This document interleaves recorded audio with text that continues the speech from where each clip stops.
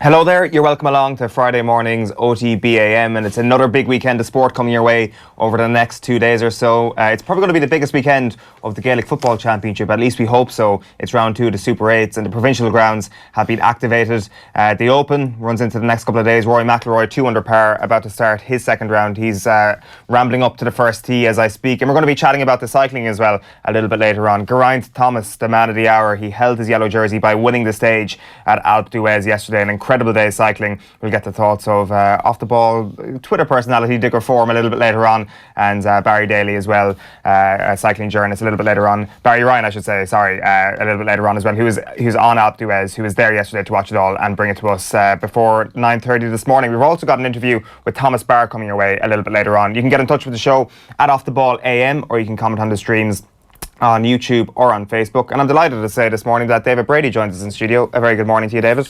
Happy Friday, sir. Happy Friday indeed. To be here. I see episode 184. 184, exactly. Like, who would Jesus, 184 episodes, yeah? Who would have thunk it you're throwing them out? Yeah, exactly. Just throwing them out like confetti. Yeah. It's a shame that we're not looking ahead to another big weekend involving Mayo. It seems like it's been the norm every July where you'd come into studio and dissect whether or not they can go down this path again. You know what? Well, I have to say, not that I'm delighted that Mayo are not in it, but I think it's great now to be just totally impartial and not have your emotions hitting you on one side of the head and your brain saying you should be actually saying something else. But it's what it is, and from Mayo context, it's the break will do them good. And it's nice. This is for me is the start of the championship, without a doubt. I couldn't believe last weekend's kind of dull. You know, it was just like lifeless. But now this is the weekend. Yeah. It was bad, wasn't it? But like you would expect it. The reason why like this weekend is going to be good is because last weekend was bad. Essentially, it's teed it up nicely with a couple of the results. Well, fingers crossed. Yeah, and it's definitely there was damn all sparks, but definitely there's fireworks in the offing this weekend. Yeah, and it's do or die. Are you enjoying the emotional break from not being involved with kind of cheering Mayo on? Like last summer was particularly arduous, going through the back door and all that. You do with the break, you know. Every summer, somebody said to me, "Geez, you're looking younger in the last 2 months," and I am. Yeah. It's a roller coaster, and it's brilliant. But this is a whole new beginning for everyone in GAA in the Super 8s, and there's a lot of teams in the future that's going to get there if it continues, and Mayo will be one of them, hopefully. But it's just nice to be calm, cool, and collected, and just talk about the others for a change.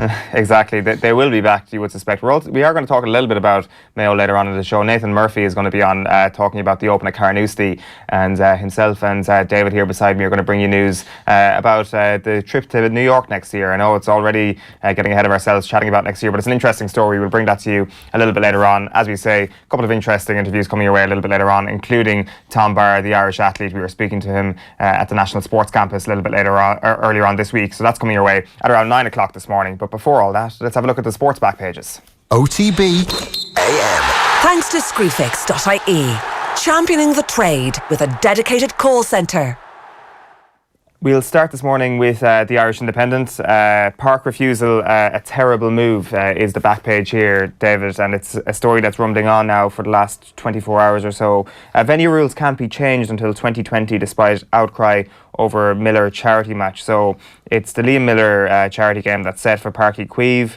It can't be played at Páirc Uí Chaoimh, or it's set for Turner's Cross. It can't be played at Páirc Uí Chaoimh due to the rules that don't allow a Gaelic Games ground to be utilised for a foreign sport, so to speak. It can't be used for this charity match. And this article here by Colin Keys in the back page of the Irish Independent this morning cites Noel Walsh, who talks about bringing the motion to Congress in 2016, which would have allowed the Liam Miller match to be played over the next couple of weeks in Páirc Uí Chaoimh. And the request of use of other county grounds like Croke Park to be determined by Central Council for other sports got just 23%. And it's Noel Walsh quoted here just to kind of say that the terrible decision, as he puts it, is down to this rejection in Croke Park and at Congress, and that we will not be able to see another vote until 2020. What's your take on it, David? It's look at no matter what sport or context you come from in Ireland, from an Irish perspective, the Liam Miller story is very sad. And what I think the emotive part of it is that there's nobody that's really saying this is right. It shouldn't be allowed. But I do have to say, if there's rules, there was opportunities in the past, and as you said back in 2016, to mitigate against certain situations like this. To say let's open up on a single basis. Everything is approached differently. But for an occasion like this, benevolent fund for Liam Miller, it's disappointing from an Irish context, whether it's rugby, soccer, GAA, or you're not involved in sport, that it's not. But I have to say, I do see the rules are rules, stipulations are stipulations, and Congress needs to overturn this decision. There's no Congress coming up, unfortunately, in the next few weeks. Would it be the best decision for Croke Park to say, we got, not that we got it wrong, and it's not the Newbridge scenario again, but again, it's all emotional. And again, the PR is not positive towards Croke Park. And it's just another bite out of the institution that it is, and it's unfortunate. But the rules are the rules, and it's hard to just say we'll just go day by day and change what's stipulated in Congress, what's stipulated in the GAA rule book. And well, just on that, Keys kind of cites the actual rule here, and I do wonder if there's going to be a loophole here, because Rule 5.1a, that prohibits the use of property for any games other than those controlled by the association, which of course kind of suggests that the foreign sports, or not in conflict with the aims and objects of the association. So I don't see how this would be in conflict with the aims and objects of the association. In fact, I would have thought that the GAA hosting a Liam Miller charity match for the good of the community in Cork would be right within the remit of the GAA. This is exactly the values that the GAA was founded upon, about supporting the community, about being the spine of the community.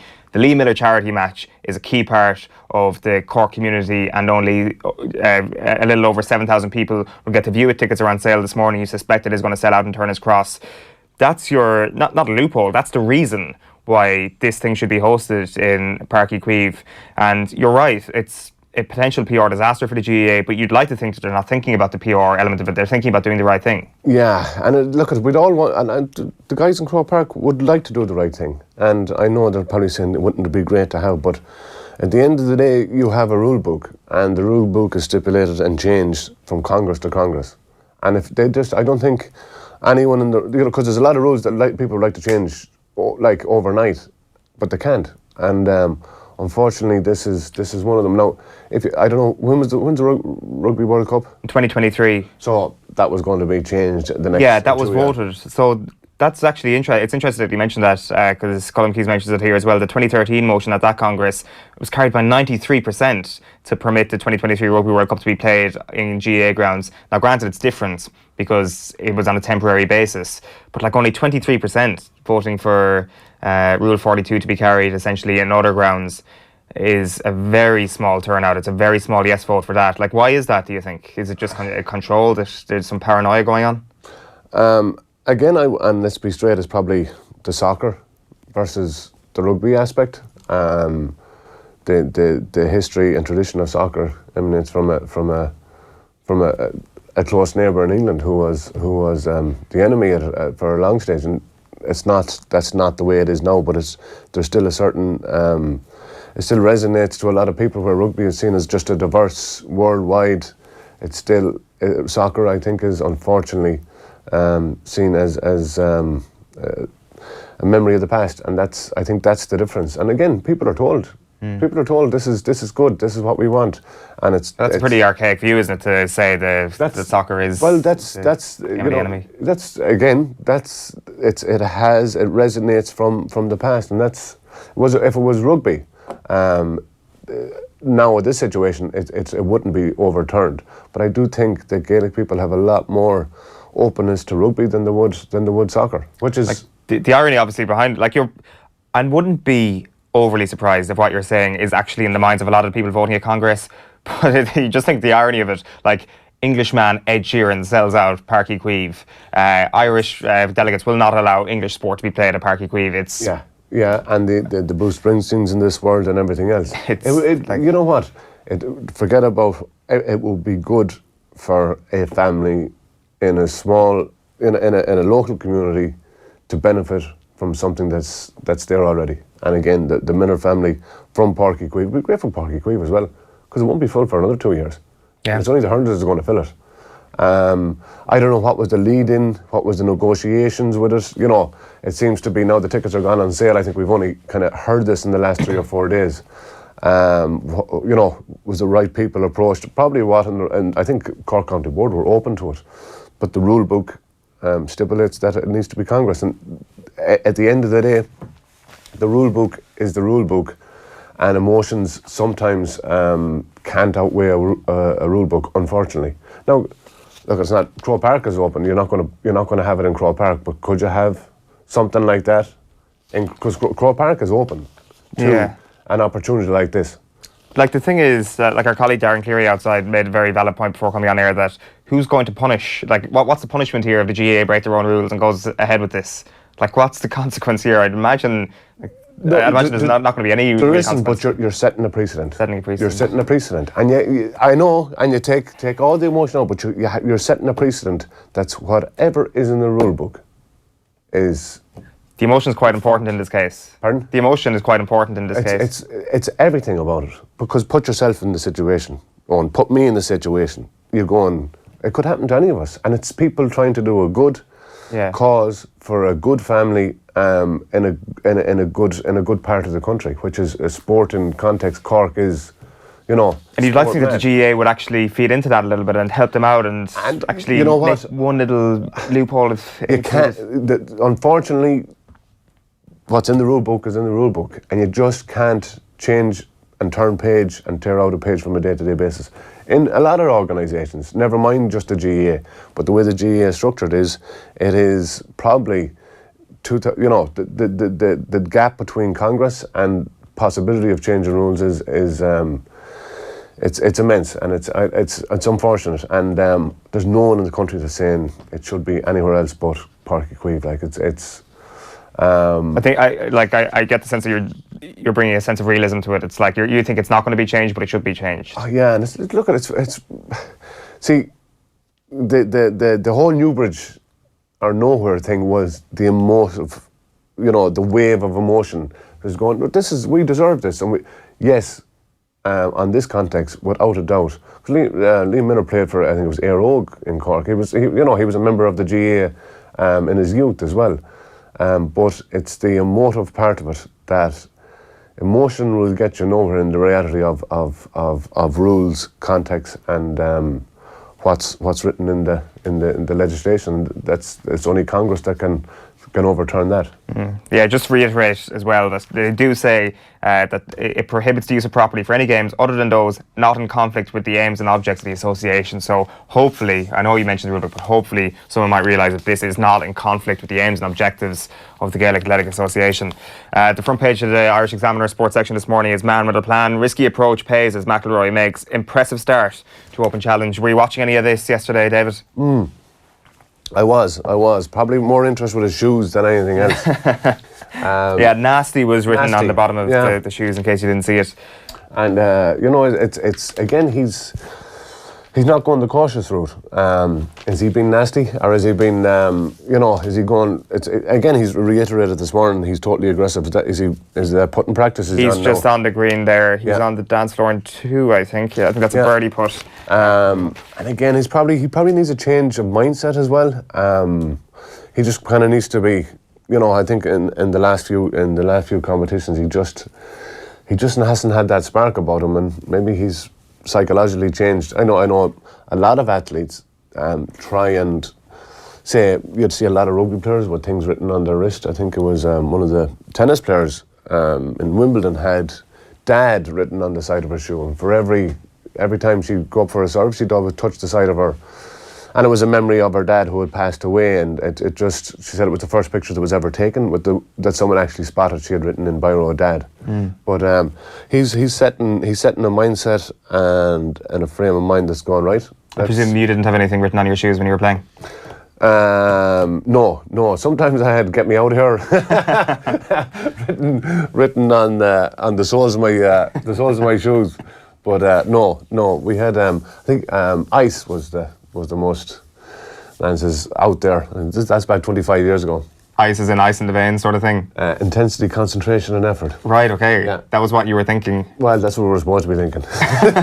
Didn't always. Sometimes we melted before we could see what was really supposed to happen. And who was responsible for the ice antonym or whatever? And you know what? We had this kind of there were black little singlets, something like Rabsy Nesbitt, where they were like. I can't say the word on radio what you'd normally call them, but John Monaghan had it. I was going, ice. We'd be going out doing a warm. Ice. That's like 20. That's back in 96, 97. That's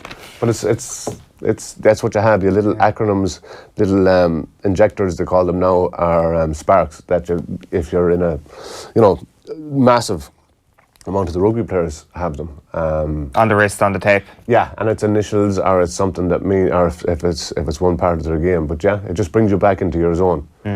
Or out of it for some of it. Yeah, it's some people are saying that the nasty reference was in reference to Butch Harmon. But of course, Carnoustie is often known as Carnoustie when things get particularly bad. So I thought it was kind of an ode to the golf course. It's one hell of a kind of a foreseeing of the situation. If he's already ordered a pair of shoes that say Nasty on the back or got them specially made for the sake of having a go back at Butch Harmon.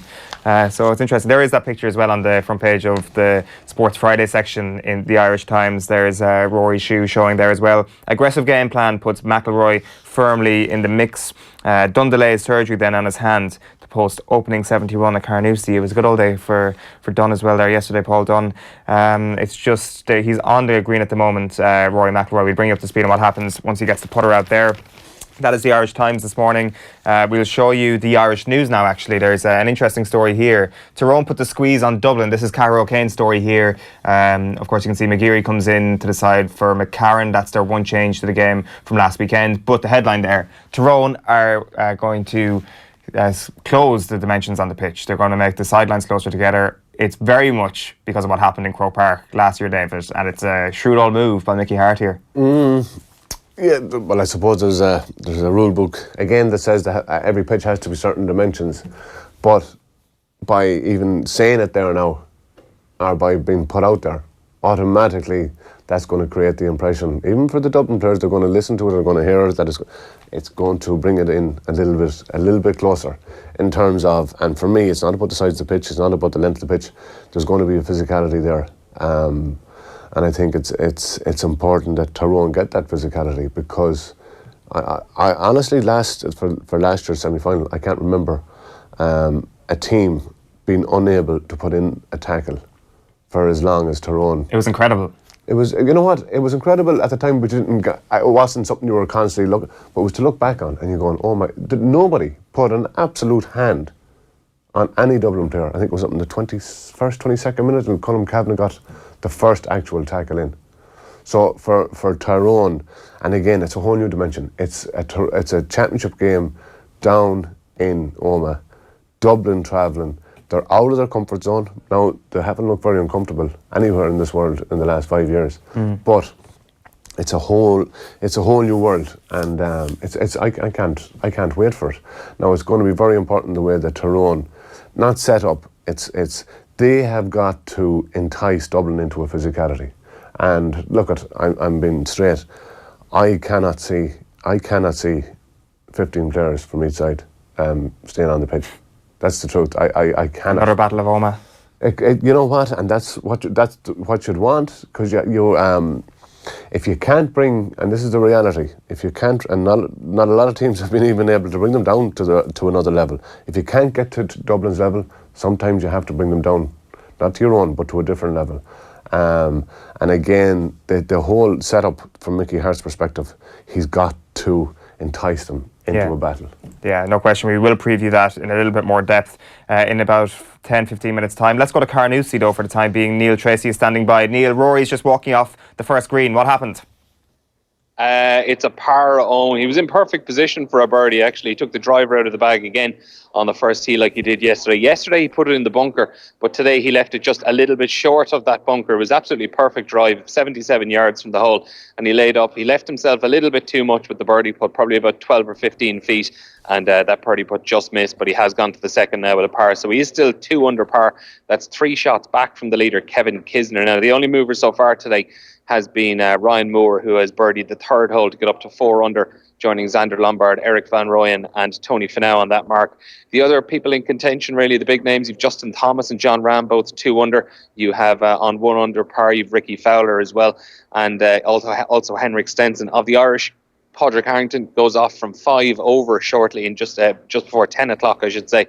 He had a double bogey, went into the Barry Burn on 18 yesterday, so disappointing end to that round for him. But he'll need to get a number in the 60s today, I would imagine, because the cut mark at the moment is probably about 1 under. Also in contention there, Paul Dunn is level par. He tees off just after 12:30, and then at about just after that, Shane Lowry goes off from 3 over. He'll also need a decent round. But as I say, no early movers yet, aside from Ryan Moore, who's gone to 4 under. Rory McIlroy 2 under, playing the second now. What are the conditions like there this morning, Neil? It's actually got a little damp now this morning, Owen. The rain arrived there overnight, but it is expected to clear up. There isn't much wind, though, that's the only thing. So if players can kind of, get over a little bit of drizzle on their round, it's not even raining too heavily. They could get a nice score in early because the greens are in absolutely great nick.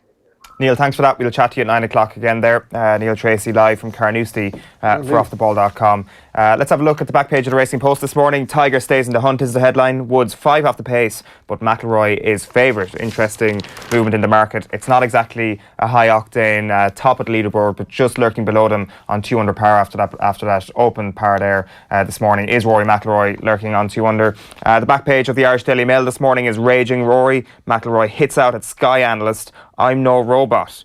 And Comer determined to emulate Galway hurlers, which of course, David says it all. You don't need to read that story to know what he's talking about. No. Sam Maguire Double. crossing the Shannon. The double, yeah. You know what? It's after last weekend and breaking the hood over what was beating Kerry in a championship game is they're going into this weekend in a good frame of mind, and positivity will get you everywhere, and that's a positive statement. Absolutely it is. We'll preview that game as well in a few minutes' time. Just to round up the rest of the back pages this morning, the Mirror leads with pain in the neck. That's in relation to the little strips you could see high up on the back of Tiger Woods yesterday. He says it wasn't anything to be worried about. It was just the strapping that was actually visible yesterday. The back page of the Herald then, of course, leads with the big game in Omagh this weekend. Jim's big call. Gavin must decide to stick or twist for Tyrone showdown. The team will probably be named tonight or maybe tomorrow morning. John Small, one of those people that are back for the dubs of the weekend.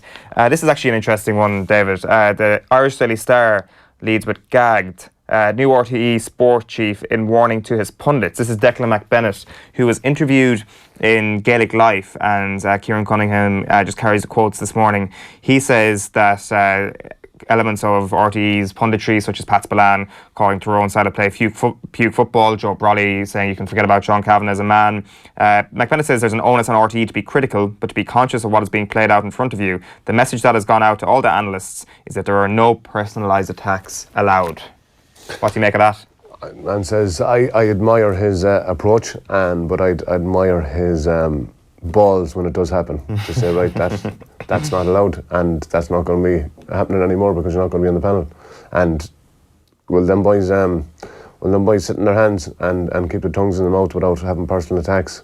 The opposite, I'd say. The opposite. So look at he's fair play to him, because at the end of the day, you want to know what's happening on the pitch. You don't don't want these opinions and personalised attacks and rants and raves from guys that's well, they're professionals at this stage. But I applaud his indication that it won't be tolerated, but it'll be only in the proof that the outcome will come from. Absolutely. Let's show you the back page of the UK Daily Mail this morning.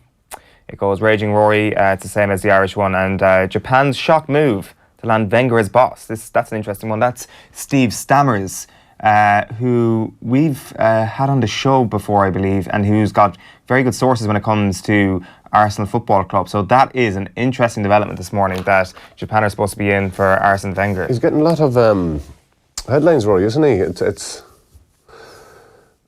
He's still the superstar that he is, yeah. everybody perceives him to be. There's no question about that. Like, we were chatting about this on the show yesterday morning, that Gary Player was saying that the kids would love to see Tiger Woods win this weekend, and the only one really who could give that kind of magical moment as a child watching the major this weekend is Rory McIlroy, in terms of kind of the wide-eyed moment of seeing a kind of a top-level talent kind of outclassing the field, and he's got one hell of a chance there at the moment. He is on the second fairway as far as I can understand. We will get over to Neil Treacy a little bit later on. We'll also get the thoughts of Nathan Murphy, of course, later on in the show on the first day of the Open. But just to finish off at the back pages, the Guardian goes with McIlroy stays in open hunt after day of the underdog. You've also got riding high. Thomas wins again to stay on track for Tour glory. Barry Ryan coming up a little bit later on in the show to talk to us about his performance on Alpe d'Huez yesterday. And the front page of the Daily Telegraph sports section is I'm no robot. McIlroy hits back at critic Harman and vows to keep attacking Carnoustie after battling display in opening round.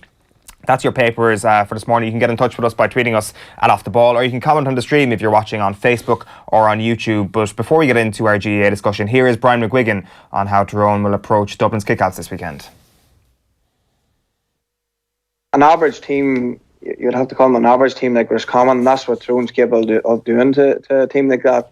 And if you want any way not to play Tyrone, it's the way Roscommon did last week. And it's unfortunate that Kevin McStay has tried to play an attacking brand of football, and it's just not worked for him against the likes of Tyrone. And he's even said himself during the week where he's going to have to adapt next year to the way that Roscommon approach the way they play. But Tyrone this week, I'm sure after last year, a lot of the players will be hurting, and you can be sure one thing, Mickey will be hurting after the Dublin game last year, and Dublin would have been on his eyesight all year. There's no doubt about that. And this week he has a lot of decisions to make, especially on the goal kicks, because I think the way Tyrone play, the obvious thing to do is to push up on Cluxton's kickouts, because they say that if you try and punish Dublin's kickouts, well, then they struggle. But I also feel that if they go long and they have Brian Fenton in the middle of the field, and even when the second phase ball, they're very strong at it, I think it'll be, if they win the ball and get in early, Tyrone will not be able to set up. So I have a sneaky suspicion that Mickey might concede the kickouts and get his defensive structure in place first. And then if Dublin attack, then their counter-attacking game will maybe pay dividends. Yeah, Brian McGuigan there speaking on last night's Off The Ball. Just to mention that Rory is in a bit of trouble there on the second. He's in the thick stuff beside the green. He will do very, very well to get out of there with a bogey on the second hole. David, just on that and about the story we've seen this morning about Mickey Harte presumably being behind the idea to narrow the pitch in Healy Park this weekend. Like, you always have these cliches about we'll just worry about ourselves and the opposition can worry about themselves. But when it comes to Dublin, you have to worry about them, and you have to try everything you possibly can in the playbook to try and stop them influencing the game. And that's what they're trying to do. Yeah, they probably can widen it, but they definitely probably can't. They can't lengthen it. You'd be wanting to put Stephen Cluxton's goal somewhere down on the M1. Never mind stuck in the middle of at the end line in Oma. You've got to have a little bit of everything, and with the whole.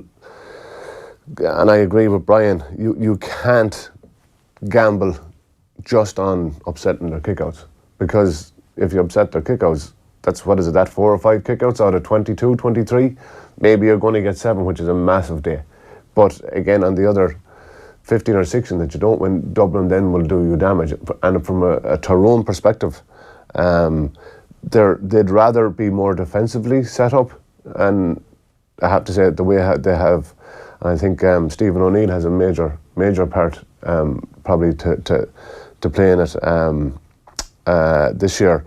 But the way Tyrone set up, they'd be more comfortable defensively rather than offensively pushing up on the Dublin kick-out. And in a game that is 70 minutes, you know as a player when you need to and when your manager wants you. Take for Galway, for example. Galway, people are saying, oh yeah, they're defensively. It's all a mindset. But what Galway do, and they've done it against Mayo, they've done it against Roscommon, and they did it against Kerry. It's nearly guaranteed to the minute. On the 45th or 46th minute, there's a whole mental change in the way Galway set up. And that's what Tyrone need, that you actually put the big press on. you do something that you haven't been doing for 3/4 of the game, and you put the team you're playing on the back foot, and that's what I have to say Galway have done fantastically well, and they did it against Kerry again last weekend, and Tyrone do that in certain times, in certain situations in games. They change completely from what they've done for 20-25 minutes, and they'll do it for a 5 or 10 minute period. And it's there's no other word for it. It is fascinating to see what is going to happen, but do not be surprised if we see the same result as we've been seeing. That Dublin will be under pressure for 20-25 minutes. There will be some part or semblance of a game, and all of a sudden, then after 55 minutes, it's tweetering out, because they're capable at any time. And it's not just one person. It's not just the old guard. The new guard are the likes of Brian Howard, Scully. These guys can turn it on as well. And it's a daunting task, but there's a little bit of a question mark in the Dublin players' mindset. What's it going to be like? You can win All Ireland no matter what you want. You can win 4 or 5 in a row, but it's going to Healy Park in Omagh for a championship game in July. It's a whole different world, and it's a good challenge for Dublin. Yeah. How much will last year's encounter focus in on the Tyrone minds? Like, I'm not sure in your occasion, like say the 2004 All-Ireland final, how much would that have been in your minds going to the 06 All-Ireland final against Kerry? Does it play any part at all? It doesn't play a single part in your mind. But if you're in that situation again, that's when it appears. That's when it appears, and you go, shit. Okay. Here it is again. And it brings you back to where you were, whether it's 12 months ago or 2 years ago. It's only when you maybe find yourself in that situation, and if I can't see Tyrone being unable to lay a hand or put in an absolute, what you'd call a tackle on any Dublin player for 22 or 23 minutes. The reality is, and would you have the first tackle before the ball is thrown up? You wouldn't be surprised, but I can't see that happening. I can't see them being as limp as they were last year. There's some new guys on this Tyrone team that for me have kind of changed the whole spectrum of it. Who are they? I like Myler, Sean Myler. For me, and I just Connor Myler. That's it. Number 12, right half forward. I watched him for probably 60 minutes last Saturday evening. Solid, and it was fascinating the fact that he picked up Enda Smith for, I'd say, 59 of them 60 minutes. He was automatically he uses legs in great effect as well, because he had Smith. Because automatically, when you have a man that is not supposed to be marking you, you automatically have to be cognizant of him then, what he is doing. Mm-hmm. Now, the only bit of space that Smith got, he got a goal from it. But then Conor Myler came back, and returned it with pleasure. But he stuck to him, and I know Mickey Hart has said that he is the new Brian Doerr. But he put in some amount of work, and he did not give Enda Smith 1 inch. After about 15 minutes, I did say to myself, honestly, what you'd want now is probably bring Smith into the full forward line. Yeah. And if he's going to follow him in. And again, you have a certain height mismatch. The only time Conor Myler didn't mark Smith was for the kick out. But once that ball was in the air, it was an automatic switch. Who do you put Myler on this weekend then? There's not enough Mylers. That's the problem. There's not enough Mylers this weekend. It's starting to seem like Brian Howard is that guy you need to man mark, because he's so influential. Obviously, Kieran Kilkenny is the obvious example, but Howard's influence is just growing game by game, especially when it comes to the kickouts. Yeah, I'd put him on Brian Fenton, because you're not going height for height, because you have your midfielder is going to contest 1-to-1 on the kickouts, but after that, I would look at putting Myler on the likes of Brian Fenton to match him for his athleticism, and probably to nullify his contribution. Even though Howard had something like 35 possessions last weekend, which is phenomenal. Insane. Yeah, insane. But again, he's one of the new guys that you would expect a bit of a weakness on. I would definitely put the likes of Myler, and you'll see it on Fenton. This is from Cara O'Kane's Twitter account, how he expects the teams to set up. So Myler there on Howard is what he's going for as well. You think on Fenton. So I guess if you put Myler on Fenton, suddenly Matty Donnelly as an offensive weapon becomes activated. Yeah, which is big. And again, Sean Kavanagh spent probably 85% of his time, or Cullum spent 85% of his time in the full back line. Yeah, his own full back line. So who takes Macaulay? And the big conundrum that Dublin have always had is who takes Hart. And Hart he's been non-existent against Dublin because they have totally nullified him. And again, you can see Small doing that because he's top class. Jack McCaffrey's a lot more left of him. Sludden. That's a great battle, Sludden against McCaffrey. Massive, absolutely massive. And it's because Sludden is, you know what they've 744 scored in 2 games or something. It's incredible stuff. It's not incredible in the context of things, but it's incredible coming from a team that have struggled in the last couple of years. Now we're in the middle of July and they're still doing it, and you have to give them the credit for it. I would have been one that have said, you know what, over the years that Tyrone, they were built up to be something that they weren't. But the reality is that they're playing Dublin now. Yeah, they're playing one of the top 3 teams. You wouldn't have ranked Roscommon in that. They didn't will Ulster. This is their greatest test, and they couldn't ask for a better place to have it in and home. Just one last thing on this game. Like Tommy was mentioning that about the Dublin throw-in and almost a set play from the off. At the start of each half, the ball is thrown in and Dublin go for goal straight away. They've got a set move. Like, is this something new to you? I'm not sure if you've ever encountered that where a manager has actually kind of plotted it out almost like a soccer coach would plot out a corner. We were doing 20 years ago. And you would, because the reality is, you know, you don't know what's going to transpire in a lot of games. But from a Gaelic football context, you know, from the very first second that this ball is going to be thrown up, there's going to be 6 guys to your left, 6 guys to your right. How do you create an opportunity? What did you do? If you practice and you practice, well, we always had sometimes you'd always be cognizant that if one guy is going up, the other guy goes defensively, because you don't want to be caught flat-footed and your 2 midfielders, you know. An 8-on-6. And you have an 8-on-6, so you're saying, if they do win it, tap it down to my right, or tap it down to your right, I'll be there. But if there's someone that does win it, you're going, well, offensively, you're setting up straight away. You're not giving them a 20-yard or 25, and 2 midfielders left behind, and two wing backs, or 2 wing backs shooting forward. Now again, you'd walk through this. No, first you talk it, then you walk it, and then you try and do it, not even for real. And this, you might be doing this 100 times. Same as your line balls. Same as if you have a line ball from the 20-yard line, your own 20-yard line in, you do something. Yeah. Everybody knows it. If it's between the 20 and midfield, there's set plays, and it's you know what, it's opportunities, and that's what good managers say. We know that we will have these opportunities in every single game. Let's do them right. It's not always about getting a score, but if you know what you're doing before you do it, you're halfway there. Yeah, who's going to win that game? Dublin. Yeah, I still completely. I loved Paul Flynn coming on, scoring 2 points.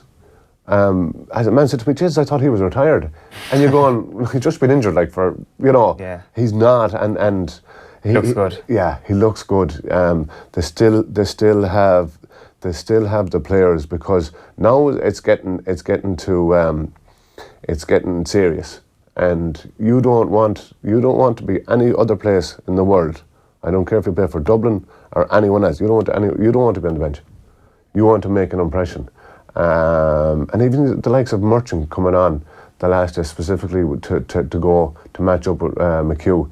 You go, anyone can be used, and it keeps the Dublin players on their toes. When Jim Gavin can bring and introduce players, you know, the like the Howards, the Scullys, Jack Mack is back. It's competitive, and everyone is trying to do the best. Where I would say that a lot of other teams don't have that competitive in-house, and it makes a lot of the players stale. Yeah, they seem to have somebody for every sort of eventuality that might occur throughout the game. Just on the Group 1 games then, Monaghan against Kerry is probably the standout fixture of the weekend. It's 4 o'clock in Clonus on Sunday. Do Kerry start Kieran Donaghy this weekend? No, not a monkey's chance. I seen the boys were saying, you do not, like, how he wasn't used the last day is beyond me. Yeah. And he's not injured, we know that. Because you have a perfect... It reminded me so much of the All-Ireland, the last All-Ireland, the Kerry one. It was like the conditions, the zip. It was made for Donaghy for 20-25 minutes. But then again, it's made because it doesn't matter. I don't know, his handling skills and his fielding ability, it doesn't create a kind of fear in a defensive system. But you have to mitigate against what he can do for you and against you. And if he was even in there, it would have pushed defensively back your defensive line, and it would get a lot more freedom to the half-forward line that didn't really perform. Yeah, but you wouldn't start him this weekend? No, and I don't see the need to start him because, like, the night, I don't know, is it the Kerry way, like, when we lose a Mayo, and some of the greatest mistakes in GAA management have been made across the years, and it's all look as grand. Kerry lose one game, and it's the knives are out. The players are being questioned. The management is being questioned. There's a gun to their head. They have tradition on their shoulders, and does that bring the best out of players? It'll bring a game out of you, and. Look, the pressure is on Kerry. But the one thing I have said right from the start for this Super 8 series is take it from a context, and I do think Kerry will win. And I actually think they'll win, not comprehensively, but I can see a 6 or 7 point. Really? Yes, I can. Because if Monaghan go back, and they have done it time and time again, they have retreated from what their fluidity and the way they've played up to the big teams. Now, more often than not, against the likes of the Dublins of this world. But they changed their style when they come up against the bigger teams, and I don't think it suits them to go into more defensive. Like I remember watching the game, and I think it was Tyrone in a quarter final, was it? Yeah, and like Conor McManus spent the vast majority of his time in his own half back line. But I think Kerry will benefit, and these young guys need time, and they need games. Now, they've got the games and will have the games in the Super 8. Someone said to me there last week, they need 2 years to bring these guys around. In the next 6 weeks, they'll have more games played. They'll have as many if they get to a semi-final and final as they would have in 2 years of championship football. So you think survival basically, and then they'll come out the other end looking a lot better? Survive, confidence, question, and get certain things right. I don't think they're the dying animal that a lot of people are making them out to be. I think there's a kick left in this Kerry team, and I think there's a kick left in Eamon Fitzmaurice as well. And again, I honestly think that it's going to be when we look back on Sunday evening, on Monday evening, we'll be in here and we'll be talking about a positive Kerry win, and it just opens it up. Like winning GA history has a team lost 2 games in the championship and still been in the championship. You know, likes of your Kildares, your Roscommons, they've lost 2, they're still in the championship. Mm-hmm. Yeah, it's interesting to put it that way. You know, it was a funny atmosphere, a funny. You don't know, was it do or die, or just do, and we can die next week, because that's what it felt like last weekend. It was surreal. Yeah, we'll come back to the 2 other games that we haven't spoken about in a little while. Just one last word on Monaghan. Then, obviously, like, you're heavily favouring Kerry in this one. Like, what are Monaghan going to do from what you've seen over the past couple of years in terms of playing up to their opposition, as you mentioned? I think like they have their number one strength is like this core group of players know each other inside out. Like it's from the numbers like that have, from a panel perspective, it hasn't changed vastly in the last 7 or 8 years. And again, Malachy O'Rourke is for me. I would rate him in the top 2 GA managers in the country, without a doubt. He doesn't get enough recognition for it, but there's going to be, like Conor McManus, it's going back to the old saying, hammer the hammer. He will be a key focus from a Kerry perspective. I liked the way, and he's an age. Vinnie Corey used a massive amount of experience last weekend when it came, down to the crunch with Kildare. Their experience and their know-how came through, and that's going to be vital in the closing stages of a game if it's tight in Clonus. But I just think that the likes of James O'Donoghue, like I think he was taken off after 50 minutes, something like that. He was taken. The same happened last year towards the end of the championship. Yeah, well, he was dropped for the Mayo game. Yeah. The Mayo replay. Yeah, and you're going to yourself, now there's a time and a place when you have to bring your football back, and it's going to be because he has transgressed so much compared to he was the main talisman. Conor McManus, day in day out, produces some form of brilliance. Yeah. But he takes so much there's such a focus on him from the opposition. Now, do teams worry about James O'Donoghue? I still think there's a lot of football left at him. And again, Clifford, 1-3 last weekend. He's the saving grace from a Kerry perspective last weekend.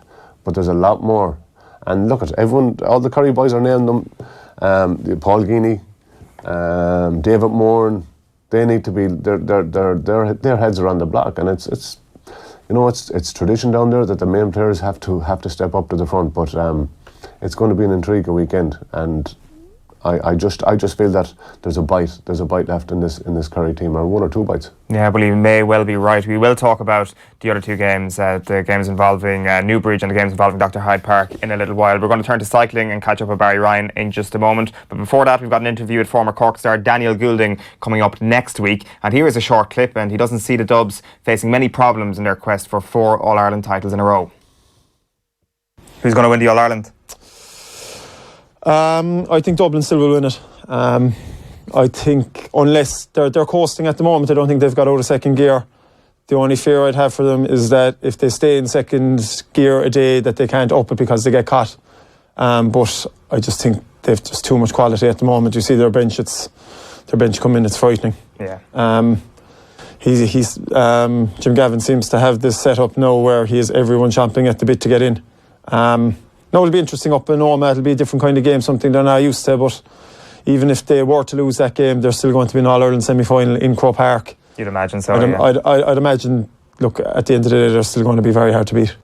Yeah, Daniel Goulding there. That full interview is coming your way next week from that shiny side of the studio, which I don't think you've seen yet, but all to be unveiled over the next couple of days.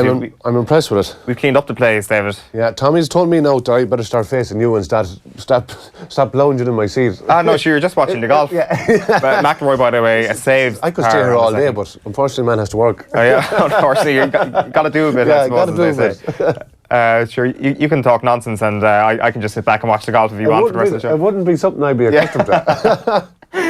Let's turn to the cycling. We're going to go to Grenoble because Barry Ryan is standing by. Good morning to you, Barry. Hi, Eoin. How can I? So Geraint Thomas, the man of the hour, Alpe d'Huez yesterday after what he did on the previous day, which of course was the first summit finish of this year's Tour de France. It's been an incredible 48 hours for the Welshman, hasn't it?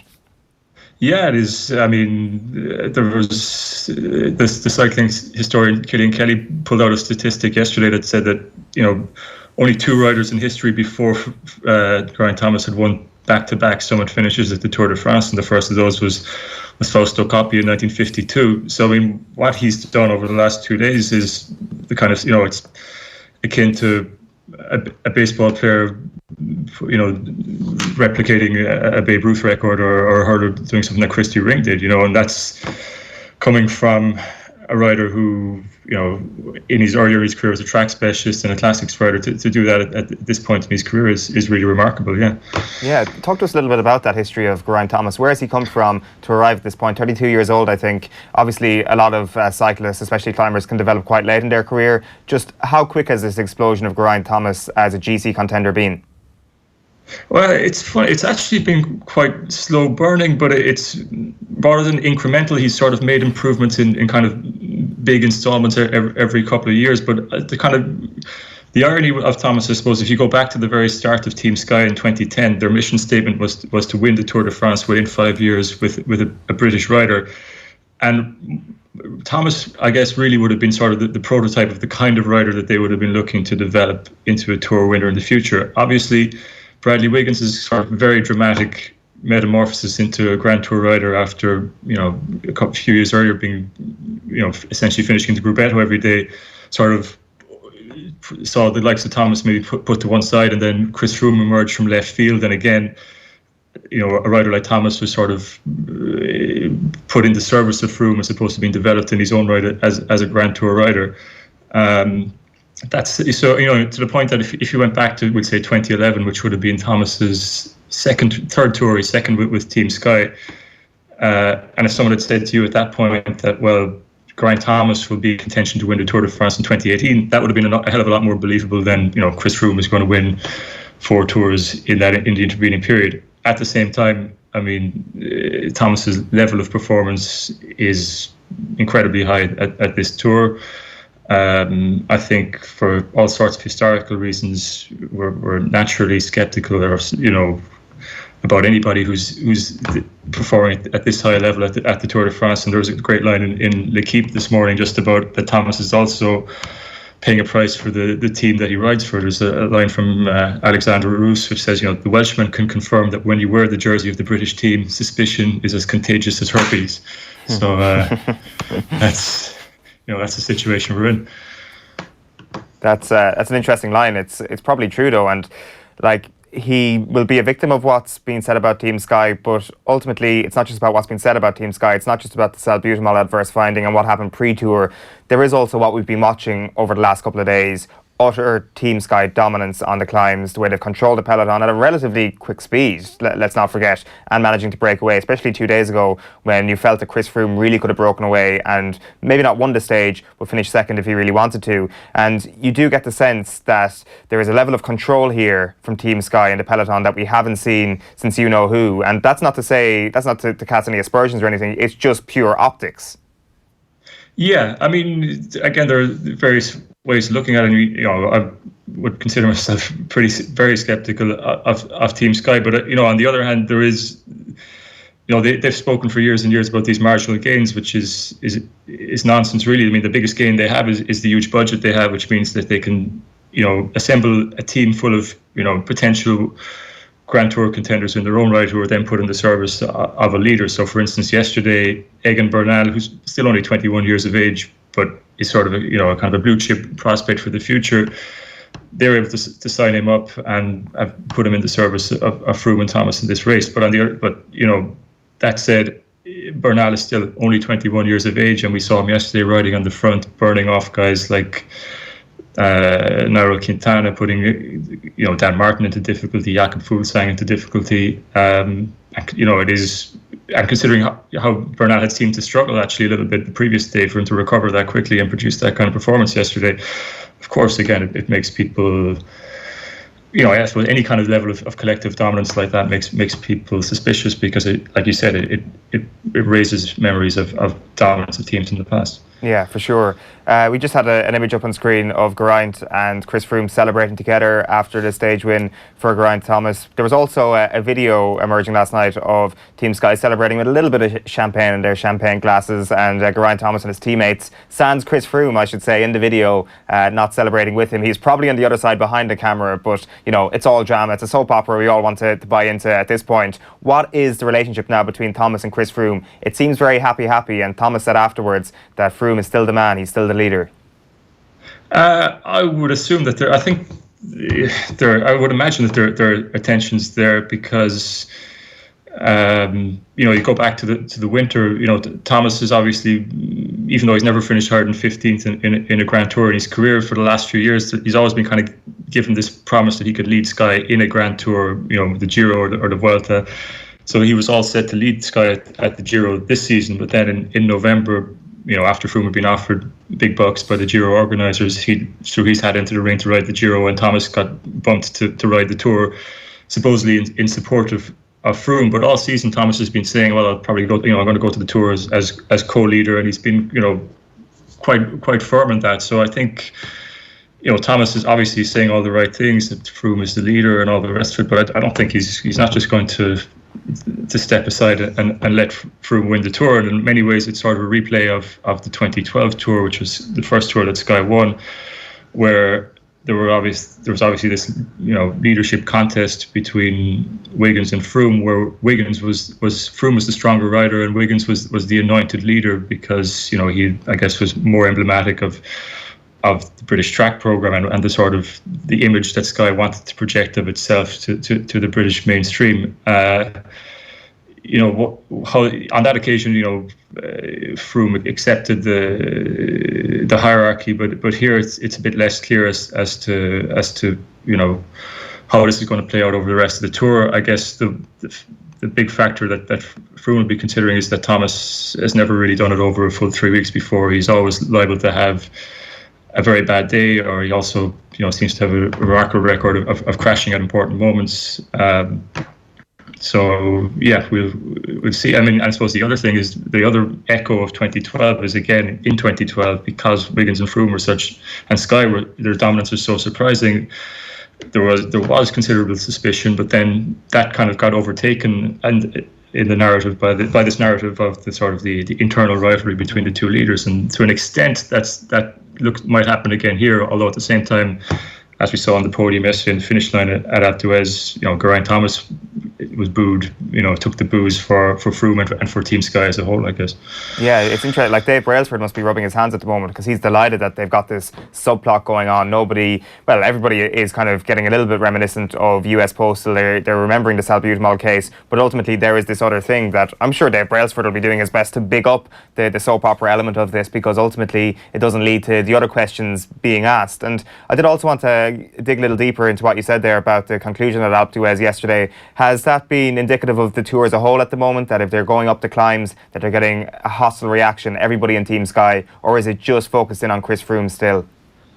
I think there's sort of a general anti-Sky sentiment. Obviously, Froome is sort of the lightning rod for it because he's won 4 tours, because of the salbutamol case.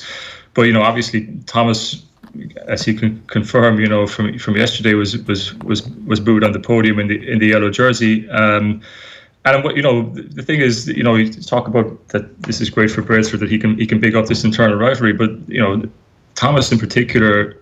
The reason Thomas is being booed, it's a lot of it is, all of it to my mind, is Dave Brailsford's making. In Froome's case, there was the salbutamol case as well and all the rest of it, but Thomas is really paying the price for being a Sky rider more than anything else. And again, he's actually a much better spokesperson for the team than Brailsford has ever been. For instance, yesterday in the press conference, he's asked about the booing, and he's lining it essentially that people can boo if they want, so long as they don't interfere with the riders. And even going back to last year when Brailsford was hiding from the media when at the time of the various the UK anti-doping investigation and so on, it always seemed to be Thomas, I guess because he's an articulate guy and an affable guy who's sort of been pushed out front and centre to sort of be, as one journalist said to me yesterday, Geraint Thomas is the acceptable face of Team Sky, because he he's kind of the antithesis. Sky is a team that's kind of built in Brailsford's image, which is a lot of sort of waffle and jargon and psychobabble and management speak and saying one thing and doing another and so on. Whereas Thomas is, sort of very no nonsense sort of a speaker in that regard. So it's, even though he's being booed, it's actually a sort of a little bit of a PR coup for Sky to have a guy like Thomas who kind of is a better ambassador, I think, than Brailsford or Froome could be. He handles these things better, I think. Yeah, it's all very interesting, Barry. Just on a final point, it's a bit of a flatter stage today, I think, but into the Pyrenees then next week, or maybe this weekend. Like, is there any possibility whatsoever that Team Sky get caught here, but more probably closer to the bone, is there any possibility that Team Sky get to a point where they can't control the peloton anymore, because it seems that they're miles ahead of everybody? They are miles ahead, but I suppose this weekend could be quite interesting because they go into the Massif Central, and those kind of twisting roads are it's easier for a team like Sky with their power to control things on big long mountain passes where they set a pace in the front. When the road is twisting and going up and down, it's a little bit more difficult for one team to control it. But that said, I think the rider who, Vincenzo Nibali had to abandon the race overnight after crashing on Altuez and fracturing a vertebra. He was probably the kind of rider who would have instigated these sort of mid-stage attacks that might have put Sky in difficulty, and he would have been a very useful ally of circumstance for guys like Tom Dumoulin and Romain Bardet later in the race. So it's hard to see how Sky lose this. The one hope that I know Romain Bardet's team manager was hanging to is that in the third week, Thomas has tended to have a bad day in the third week of Grand Tours.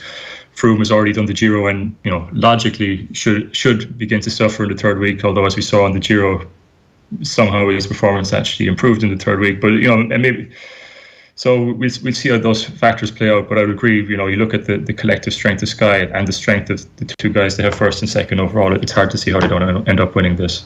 Yeah, I'm with you on that one. Barry Ryan, thanks a million for that. Appreciate it. Cheers, thanks guys. Barry Ryan there, author of The Ascent, great book on the history of Irish cycling. That's out now. You can read his stuff by following him on Twitter as well. Just keeping you up to speed on the Open, Rory McIlroy in a little bit more trouble. He's not going well off the tee, it seems. So his putting is going to be needed to save him here once again on the fourth. We'll go to Nathan Murphy in just a moment, but just one more bit on the cycling. Here's our first video dispatch from Digger Forum. You'll know him from, probably mentioned him a few times on the show. You might know him from Twitter as well, a few of you. So here is his first video report on the Tour de France. Enjoy. Hey all, Digger here, just checking in after stage 12, where Geraint Thomas has won his second stage in the Alps, becoming the first rider since Lance to complete such a feat. Quite noteworthy really in terms of Geraint and how he arrived here at this point. He wouldn't have been many people's tip at the outset. He started off as an individual pursuit rider in the track, went to Spring Classics, then became a 1 week stage winner around 2015 while he was at Sky, and here he is at 32 on the cusp of winning the Tour de France. And really and truly yesterday and today he was extremely powerful on those two mountain stages, and Team Sky as a whole have been really, really strong. They've been on another level both yesterday and today. Other teams have commented and said that it's very, very difficult to attack them because of the tempo they're setting for 100 plus kilometres. So that's quite, you'd have to say, quite noteworthy how strong Team Sky are at the moment. They're on another level, following on from the last number of years, I suppose. The crowds have not been happy. Certainly there was booing yesterday and today, and despite what people may say, the French don't really care what country you're from as long as they feel they can believe in you. And I think such a cloud hangs over Team Sky now over the last number of years that there's a lot of anger and disillusionment there. So Saturday and Sunday will tell more as regards Froome and Thomas on the same team and who will assume leadership. Thomas holds the lead at the moment. He looks stronger than Froome. Will that continue? Time will tell. I suppose the other question is, does Geraint Thomas have asthma? See you later. Digger Forum there. You can follow him on Twitter for more from him. Some musings. Rory McIlroy has just parred the fourth. It's par, opening to his second round. And a very good morning to you, Nathan Murphy. Good morning, lads. How's it going? Very well. We'll chat about Travel with DB very shortly. I mean, of course, we'll get some Mayo chat in. But just on Rory there, first of all, I've only got half an eye on it. It seems that off the tee, strangely, it's letting him down. But his putter, he went close there with that birdie opportunity. Is the putter looking a little bit hotter at the moment? Not particularly, but he's grinding. He is properly having to grind out there at the moment. He had problems off the tee yesterday. He hit less than 25% of the fairway. So whereas a fortnight ago up in Ballyliffin, tee to green, he looked exceptional. This week, that part of his game doesn't seem to be there. He's holding a few more putts, but you still wouldn't trust him completely. He still had that look on his face of bewilderment on many of the greens yesterday, and I know he's got into this argument, which probably won't do any of them any favours, with Butch Harmon, where Butch said that Rory looked mechanical, which is something Rory's been accused of quite a bit in recent months with his putting, that he's overthinking it, that he needs to get back to feel, and that was very much what Brad Faxon, the message he was giving Rory before Rory won the Arnold Palmer, to get back to what he knew as a kid, to what he did naturally, because Rory spent a lot of time working with a putting guru called Phil Kenyon, who works with a lot of the leading players, including, say, Francesco Molinari, who's having this unbelievable run of form at the moment. But he is very mechanical. It's very scientific based. Now, Rory obviously felt there was something wrong there, which is why he went to Kenyon. He stopped working with him. He's trying to go back to a more natural flow, and it still hasn't clicked completely. But you look at the conditions there this morning, it's pretty grim. It's a lot cooler than it was yesterday. There's a bit of rain starting to fall. This is the moment where you just stay in the tournament. You just stick on 2 under par. You stick around there, because we've seen him on 2 and 3. He could easily have been disastrous, but hit brilliant third shots, had a comfortable par in the end. And yeah, off the tee, he's not been accurate. Maybe that does catch up with him. Maybe it eventually wears him down, but he's sticking in it. He's still only 3 off the lead. So I think overall, right now, where he is in the tournament, he's got to be pretty pleased. Has he been using the driver off the tee this morning?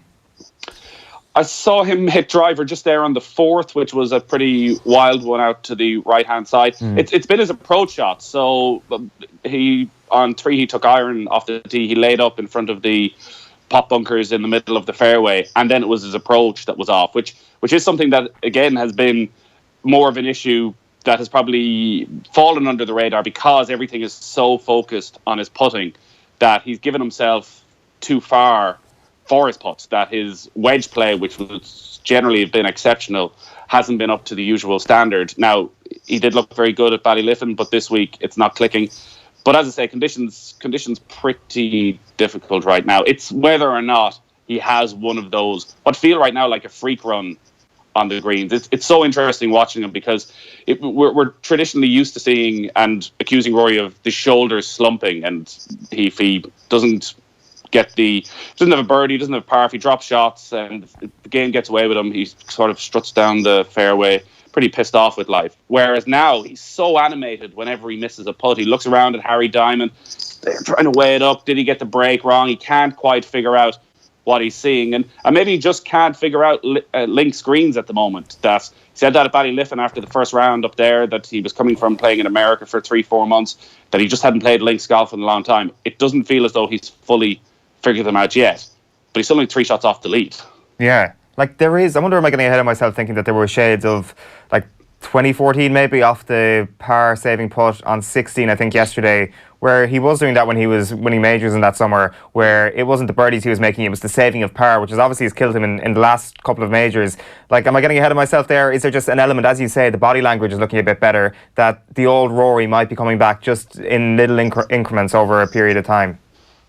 It's probably too early to say. Where he was in 2014 was the dominant golfer in the game, and right now you can't say that he is. There is 7 or 8 other guys out there who are in a better position than him right now, and that's probably the big change. 4 years ago when Rory teed up, he knew that if he played his best golf, he was going to win a tournament.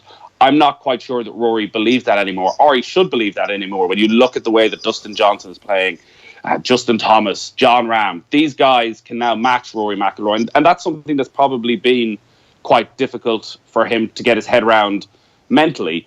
But we know that he is a momentum player. You seem to forget that he has won this year. He won the Arnold Palmer Invitational at Bay Hill because it suddenly clicked. And that's why, even though he's getting annoyed, say, with Butch Harmon's comments, and he's taken a lot of stick and he's taken a lot of criticism over the past couple of years for not winning on a regular basis, criticism about his focus on the course. He says himself that golf is no longer the most important thing in his life, that he's a lot of other things going on that he's focusing on as well.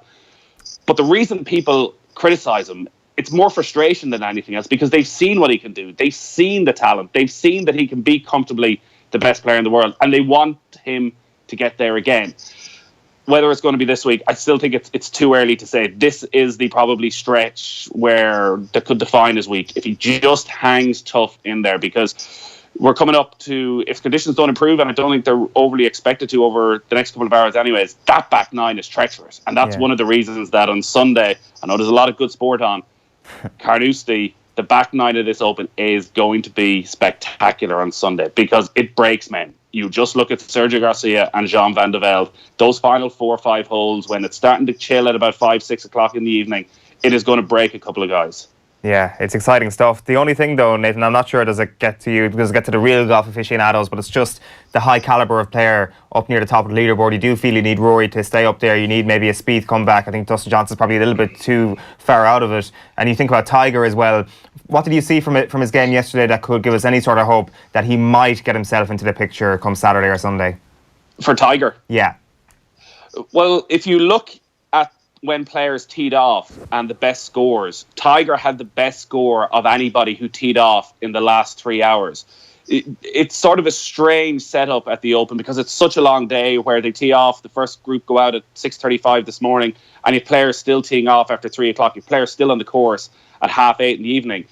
And after 6 o'clock at the Open, it's sort of like the twilight zone. A lot of people have left the course, they've sort of done for the day, the temperature has dipped, the air's a little bit lighter. Suddenly it feels a lot more difficult. And watching Tiger out there, he played the best golf of any of the late starters. Scoring was just much, much more difficult for him than anybody else. And he played smart golf. He knew he just couldn't play himself out of this tournament. He didn't use driver too often. He hold putts when he needed to. Got himself in trouble. Found himself in quite a few bunkers, particularly on that back nine. But his scrambling game was good. And he's definitely not out of it. We're still at a stage where we're wondering whether Tiger has that next level where he can not just stay in a tournament, he can go and really put some pressure on the leaders. And if he does get the best of the conditions today when he tees off in a couple of hours, that's the real opportunity. So all in all, from Tiger's point of view, I think it was quite promising. And yeah, you look at the leaderboard now and you think it's not star-studded, and nobody really expects Kevin Kisner still to be there on Sunday evening, even though he's a very good PGA Tour player and has won 4 PGA Tour titles. You don't have to go too far down that leaderboard for a lot of quality players. When you have McIlroy in 2 under par, John Rahm, who I thought was going to have a brilliant week this week because of what he did at the Irish Open in pretty similar burnt-out conditions in Ballyliffin just a couple of weeks ago. You've Justin Thomas on 2 under par. You have the likes of Ricky Fowler, Henrik Stenson on 1 under par. So it's only round 1. These guys are all within 4 or 5 of the lead. And most of those leading players, if you were to offer them being within 4 or 5 of the lead heading into the final round, they'd be pretty pleased. What did you make of Shane Lowry and Padraig Harrington's performances yesterday? Obviously disappointing from both of them. Was there any particular reason why it went so badly for them?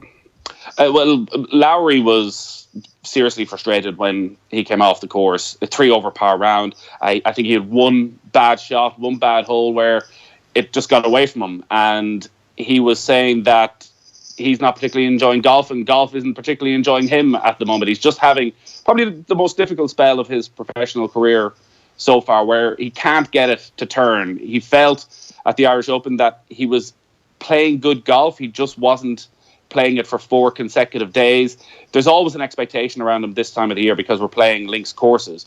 His form generally doesn't back that up. He's missed the cut at the Open Championship for the last 3 years, and he does look as though he just needs to get out of his own head for a month or so, which is hard to do at this time of the year because there's so many big tournaments again and again.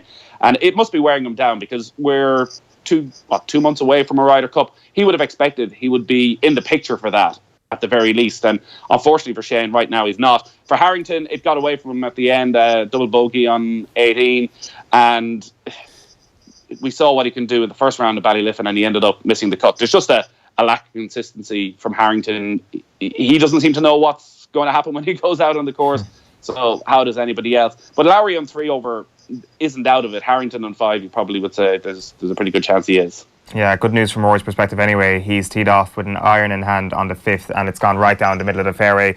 We do want to get on to the important stuff though, Nathan. #TravelWithDB. You're involved, yourself and David, who's in studio with me. You're going jet setting next year, David, I understand. Yes, Nathan, I've made him involved. I don't know, has he made himself involved, but yeah. He's no money has exchanged hands. Yes, and none will be, Murph. The big thing is, and you know what, I'm on the other side of the fence now.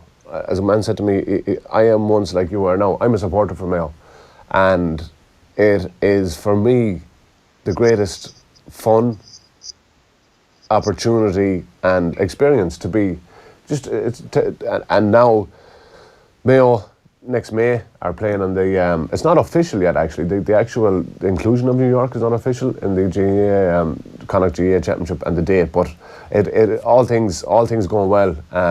Bank holiday weekend in May, and I decided to myself, you know what?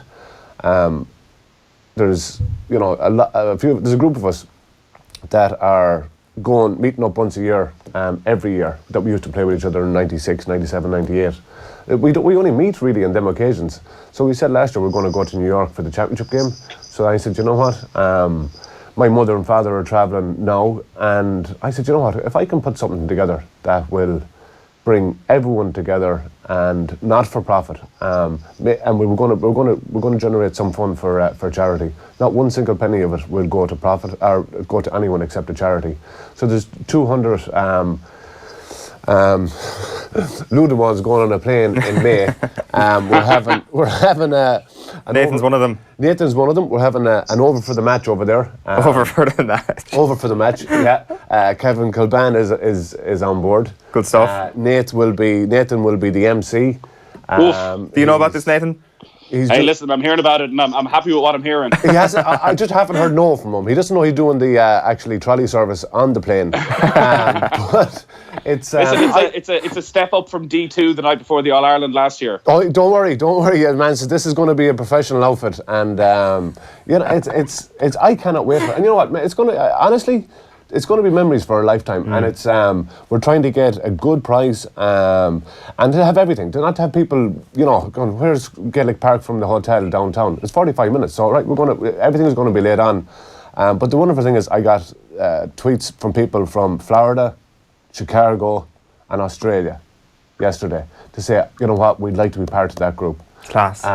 It's class, and it just shows the appetite that and the unity. Man says we're down and out in Mayo at the minute, but there's looking forward to next year, and again, it's all about creating memories and having fun, and that's why I'm bringing Nathan Murphy. I'll bring the party. Do and bring that. Is that Granny's rocking chair you have behind you? It is. Yeah. That'll be coming with me as well to New York. Lovely. Yeah. You might need it on the way back with wheels. Nathan, have you been over to a game in Gaelic Park before from a Mayo perspective? I've never been to a game at Gaelic Park. I think it's a brilliant idea, because you look at the way the support for Mayo has exploded over the last 5-6 years. I would imagine that there's going to be a couple of thousand minimum Mayo supporters are going to make that trip. Considering they'll go to Ballybuffet and they'll go to Killarney and these places without a hassle, I dare say the appeal of a trip to New York. Are we flying out of Knock? Unfortunately, we can't fly out of Knock, because the reality is, I'm not sure can I get you out of the country, so we need to go through. I need to get you to go through immigration first in Ireland. I don't want to be stuck in a situation where I have 198 people over in New York saying, actually, sir, these guys can't come through. So if you're not getting through, you're going to get stopped in Shannon. So we're flying from Shannon. Is Mayo Mick coming? We're putting the bull down the cargo hold, just in case things get rough and tumble on the plane. He's going to be our security detail, is the Mayo Bull, yeah. Wow. Yeah, there's a good list of guys for over for the match as well. So it's going to be, you know what, it's going to be 8 months in the planning. I took this on, and honestly, I was going, Jesus, what am I doing here? So a company, Flyaway Travel in Ballina, have agreed to help me out. And help me on the logistics side of it, and it's all go well. And for guys like Nathan and Kevin to offer their services free of charge is just fantastic. Talk to my agent. Good stuff, Dave, and all the best with that. I hope the preparations come along swiftly now over the next couple of months. We do miss you. We miss Mayo in the championship this summer. Are you missing it? Yeah, massively. I was sitting in Croke Park last Sunday watching Dublin and Donegal and finding it all a little bit dull and a little bit boring, but also looking at Dublin and thinking, maybe they're not quite as good as last year. Well, maybe Mayo will do them this year, and then you sort of have to cop yourself on and remember that you're not going to get a chance. But you're right, the championship is a lesser thing on without Mayo in it.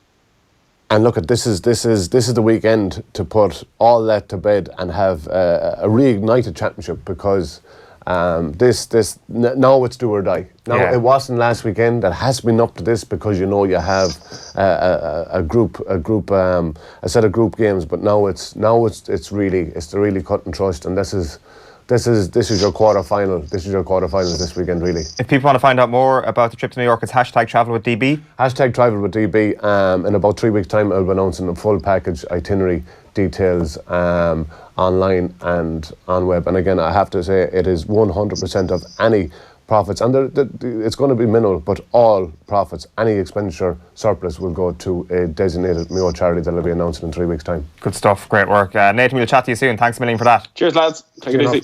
Nathan Murphy there. Rory McIlroy is on 2 under still. He hasn't finished the 5th hole just yet. We'll bring you up to speed with Neil Treacy. We'll cross over to Carnoustie in just a moment. But our Off the Bench hockey special is live on our YouTube channel at the moment. Cliona spoke to 3 of Irish women's hockey team who's going to be playing in the World Cup in London. That starts tomorrow. Here is Nikki Daly, Katie Mullen and Roisin Upton.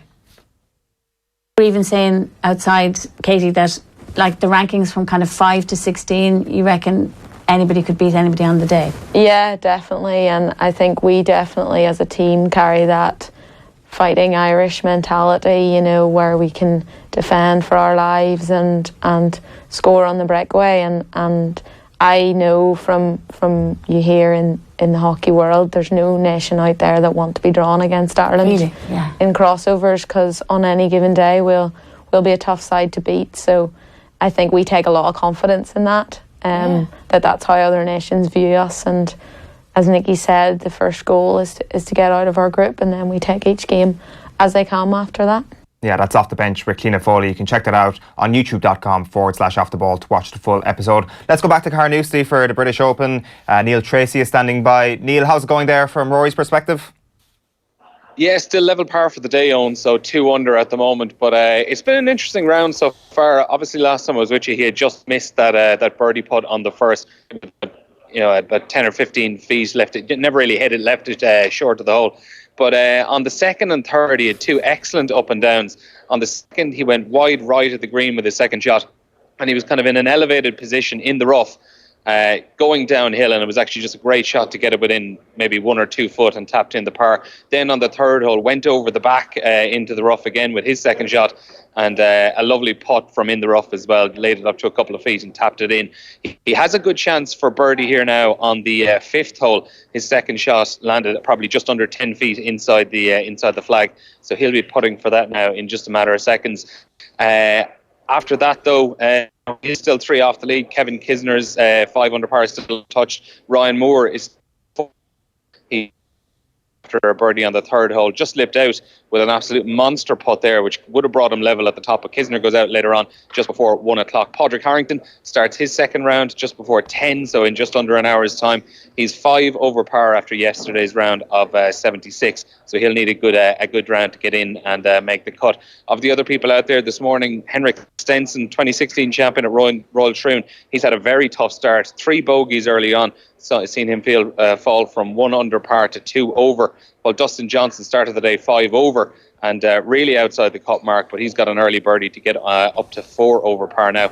So he's given himself an outside shot of making the cut with a good run later on today. Yeah, absolutely. Just flicked up on the screen there a moment ago, Tiger Woods warming up on the range. I presume there's been pretty big fanfare around him this week so far, Neil.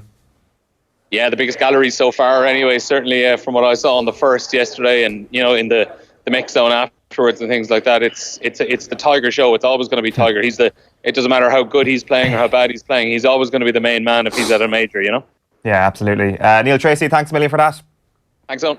Neil there, our man on the course all week. Remember, you're watching OTBAM, which is live with Screwfix.ie, championing the trade with a choice of over 20,000 quality trade products. Isel Cody's been in touch to mention the Irish Rugby men's sevens and women's sevens both playing in the World Rugby Sevens today. Lots of people jumped on the bandwagon earlier in the year, and time to climb back on for the big games tonight. Absolutely. It's on in San Francisco at the moment. So Ireland women's seven face England at 8:20 p.m. and then the men up against Chile at 11:35 p.m.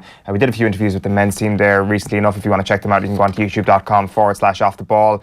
Progression from there, I think they play South Africa if they end up beating Chile tonight. So that would be a huge opportunity for them to put Irish sevens rugby on the face of the planet, really, and to give it a little bit more coverage, I guess, is what we all look for from their team. So best of luck to them tonight in San Francisco. Rory McIlroy has just lined up this birdie putt and that has just come up short, so he's still 2 under on the 5th. He will tap that in for par and move on to the 6th. Conditions worsening there in Carnoustie at the Open this morning.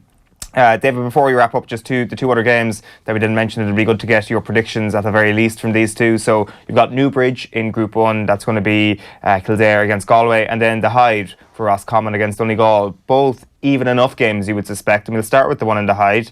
Roscommon obviously coming off a hiding last week themselves. How do they turn that around? Like, you would suspect that it could actually be turned on its head, optically anyway, by the end of the weekend, where you feel that they get a win in the Hyde, which is very, very possible. Yeah, and again, they absolutely capitulated, especially after the performance they had against Armagh the week previous. And it's again, the question on these two games, how does two teams that have lost for the first time in the history of the championship twice in the same year come back and say, right, we need to go again? Neither will be daunted by the task. I think especially the likes of Roscommon, because they have focused on so much. You know, it didn't work out for them in the Connacht final, but that the Hyde was a fortress and this was their patch and this was their home. But you have to go back to their defensive system. Their defensive strategy has been opened. Even in the Armagh game, the amount of scores they gave away, and especially a drubbing. And I honestly thought going into that game that they had a realistic chance, but their defensive line was nearly non-existent, and they let Tyrone time and time again dictate the game, and that was a main part of it, the flow of the game, the ebb of the game. Shawnee McDermott is back in now with corner forward. You're going, you know what? That's the experience you probably needed in Croke Park rather than Hyde Park, but he's back in a corner. It's going to be a hard ask. Donegal came out of it scathed, but not to the degree of which Roscommon were in the game before them last week. So it's you know what, Donegal for me have to be favourites going into it, and again, it's the whole thing for Roscommon is that they can't let it be. It's going to be an absolute disaster, the last game. Roscommon, if they lose this weekend against Donegal, Roscommon, Dublin, an absolute dead rubber. One is guaranteed qualified and the other is guaranteed out. They're going to put up some sort of fight. Kevin McDade won't let them take the pitch like that, but for me it's advantage Donegal.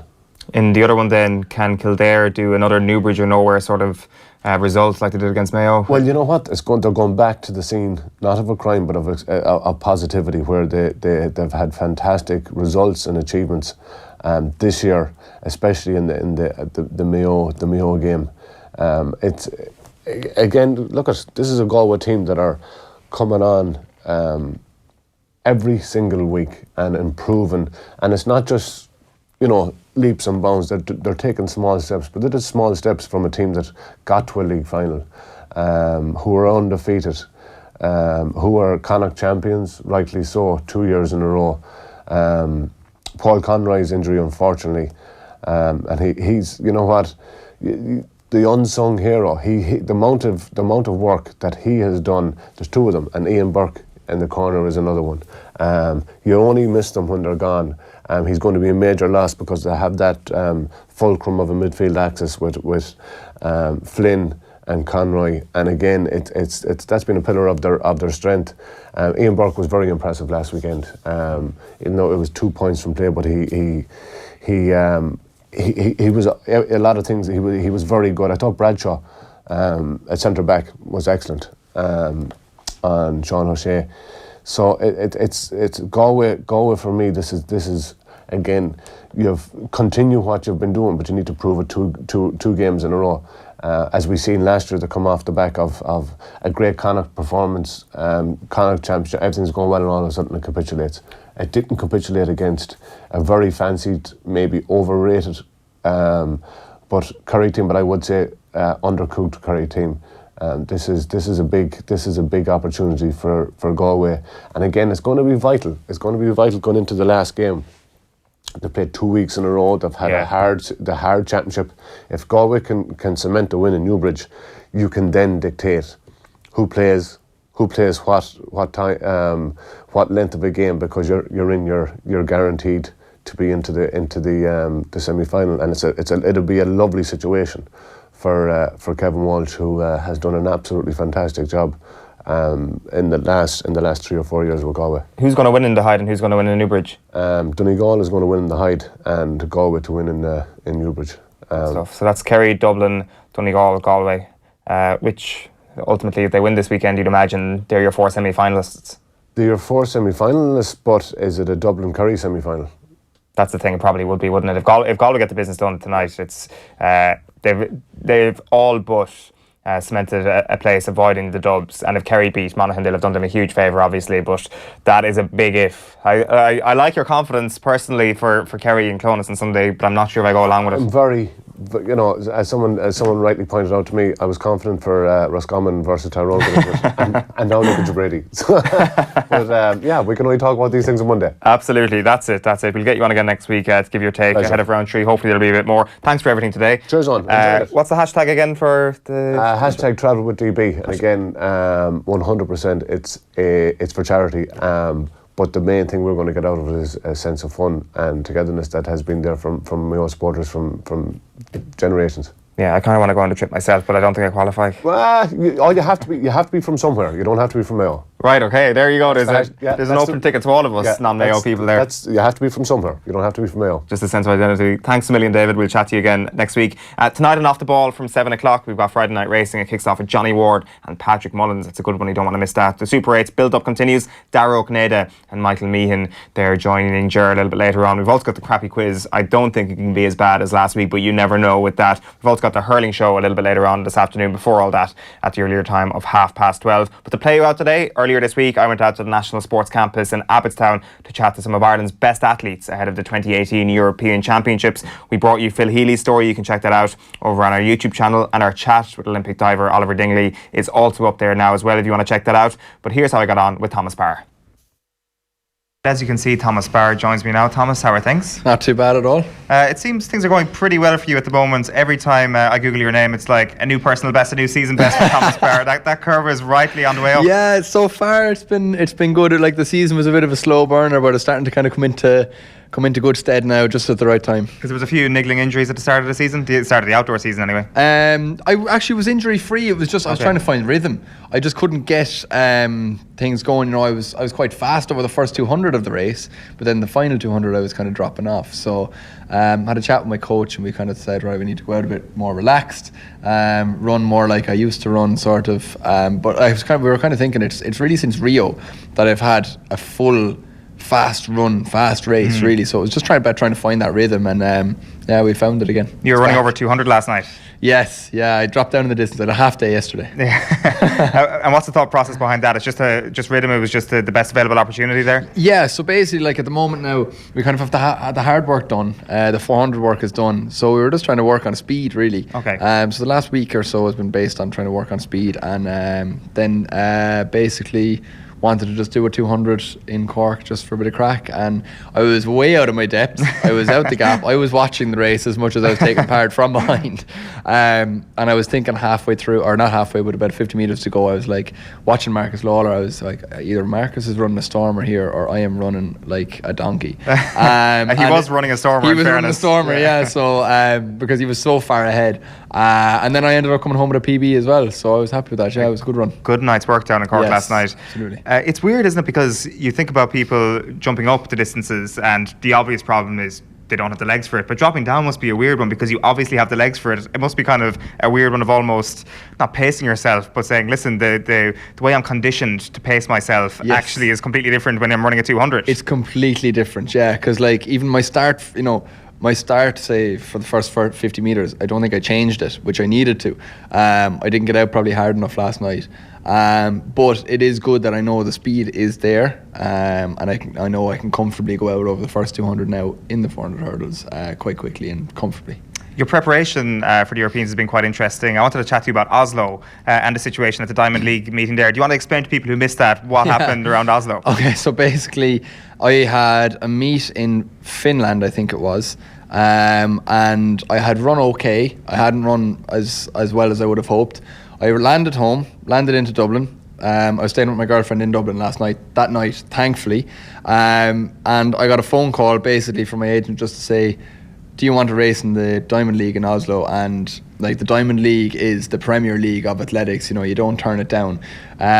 So I was like, yeah, brilliant. Okay, you're on and this was at 10 o'clock at night. He's like, okay, you're on a flight tomorrow, so at 11 in the morning.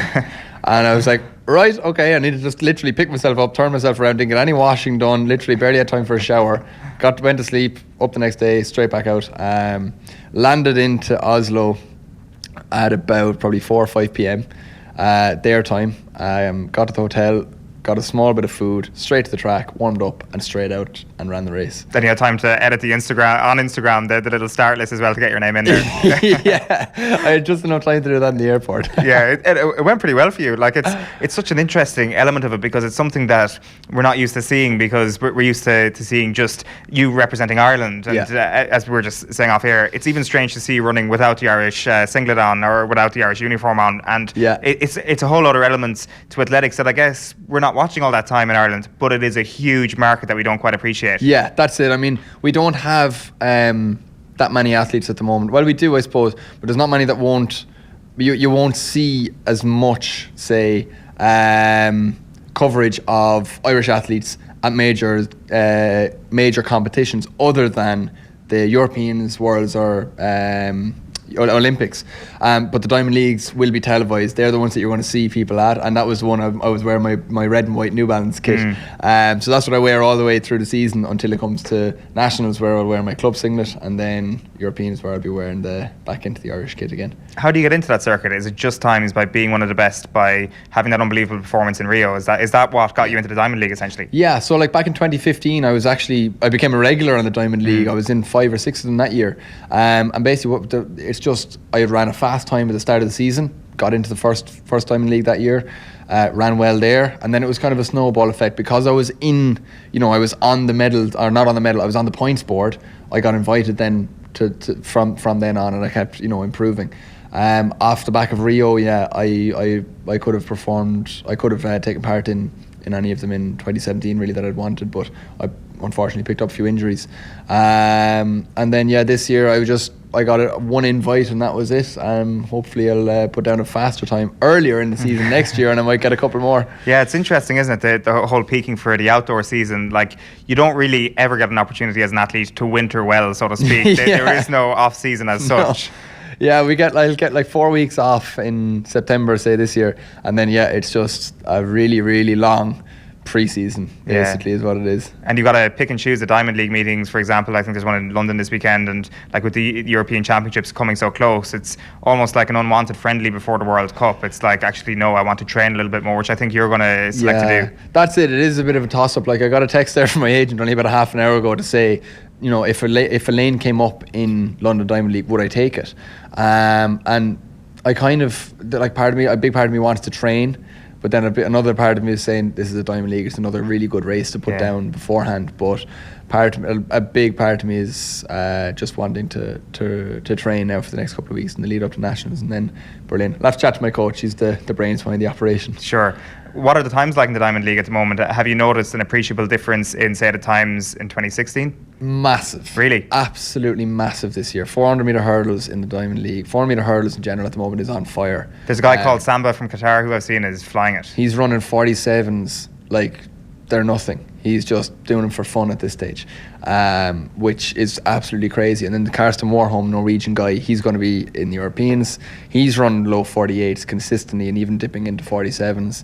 And then Capello, Turkish guy, he's running low 48s as well. So it's really Karsten Warholm and Yasmani Capello. They're the two that are consistently running really well on the circuit this year. So they're the big ones to look out for at the Europeans. They're obviously brilliant athletes, but at the same time, there might be an element of them who are just ahead or in their training at this time of the season. That's it. Like, is that a difficulty when you look at those times and you're like, I kind of want to get a move on here. I want to up my times a little bit. Sometimes, yeah. You got to trust the process to a certain extent. Exactly, I do. I trust the process. I trust Haley, my coach, is very good at having us peak for major championships. So, I've done it year on year, where even if I've had a haphazard year of training, I've still come out at the major championships and been able to put down a good performance. So hopefully the same again this year, but things are really starting to click this year. I've had a really good, consistent year of training. I'm only kind of coming into form now, but hopefully I'll bring the best form into the Europeans. how big a deal is the Europeans? Does it give you an added incentive after being so unlucky in London in the World Championships? Is it kind of like, right, next time the really and truly the entire country will be watching, I guess, it will be the Europeans. Does that add anything to it, or is it just kind of like it would have been massive anyway, you know? Yeah, I mean, like after London, I was extra hungry because I felt I had all this training done and banked, and I didn't get to use any of it. But I kind of came into this year and I was like, right, okay, Europeans this year. Obviously, Europeans means that, you know, you don't have any of the Americans, you don't have like Samba, the Qatari. He's not going to be there, so it is a little bit softer, but it's still going to be tough this year. But like, I mean, it's the one championships really for the whole year that everybody tunes in for. So I'm really looking forward to it. Like most athletes will base their whole year around the major championships. So everything is geared towards this. So I'm looking forward to going out, being in shape. Touch wood, I don't pick up any niggles between now and then, and giving it my best shot, and hopefully I'll be able to come home with something to shout about. Absolutely, hopefully indeed. Just one other point on that, like you mentioned the focus on that one championships, and last time you had you in studio, I think it was about 6 months ago at this stage, like you were really impressive on talking about your focus on other things outside of the track. So like, is there an element that's like, I kind of need to be completely invested in this athletics thing now again for another 6 months, and then kind of dip back out to kind of, you know, getting involved in cars, doing your thing in floating around, you know, but keeping your head in a good space, clearing the head out a little bit. Has that changed at all, or are you still kind of dissecting your time a little bit? Still floating around, No, I keep a good balance because like for me anyway, I like to train, and when I'm at training I give it my 100%, but after that then I don't dwell on things. I don't like to overanalyze things too much, because that's when you start to, you know, too much negativity starts to creep in then, and like you said, trust the process. Like I trust that when I'm at training that what I'm doing is right, or what I'm doing is right for what I need to be doing. So I trust my coach in that respect. So once I give it my 100%, I know that things will come right. So then after that, I like to switch off from athletics so that when I do come back to training again, I'm fresh for it. You know, I'm not constantly thinking about athletics all the time and over-analysing anything. So I do like to still put my tentacles out in different directions. Are those tentacles going in any new direction since the last time we've been chatting to you, or is it mostly cars in your spare time? Cars, well, when the weather was nice there, I was out jet skiing and stuff. We were out on the lake and at boats. Home? Yeah, down in Limerick. A couple of my friends, we went out 1 or 2 days and just got out on the water. It was just it was unreal just to switch off for a while. I think we went out on a Sunday, had a day off training, so it's nice just to switch off. Was your coach happy with that high chance of an injury there? She didn't seem too unopposed to the idea anyway, or too opposed to the idea. I don't know which word I'm supposed to use there. So she was almost condoning the fact, so I was happy enough. Absolutely. Like, it keeps me happy, so if I'm happy, she's happy, I think. That's the main thing. And I actually wanted to ask you just about this whole new generation of sprinters that have suddenly emerged in the public consciousness. I'm sure you've been well aware of them of quite some time, of especially the young women that are emerging in Ireland at under 18 and under 20 level. Like, what advice would you give them in terms of that athletics and their own life balance? It's been fantastic. Like, for me, the one thing like I would say is that they need to keep enjoying it, and that was the overriding factor for me when I was watching the interviews after and watching the reactions, and then even in interviews they were giving after that in newspapers and stuff. Everything seemed to be that they were enjoying the whole process. They were enjoying it all.